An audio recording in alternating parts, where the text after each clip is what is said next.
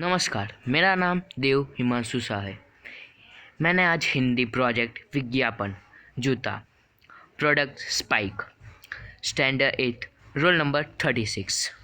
Spike जूता का फ़ायदा मोच मदद लेकिन लचीलापन कम हो सकता है।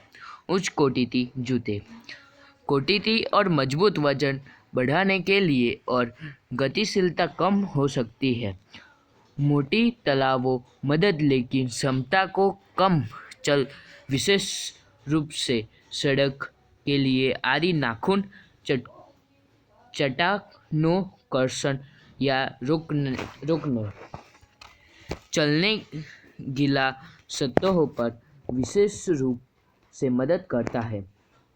जल्दी जाकर खरीदी करें क्योंकि एक पर एक मुफ्त मिल रहा है। जल्दी जाकर खरीदी करें क्योंकि एक पर एक मुफ्त मिल रहा है। धन्यवाद। जल्दी जाकर खरीदी करें।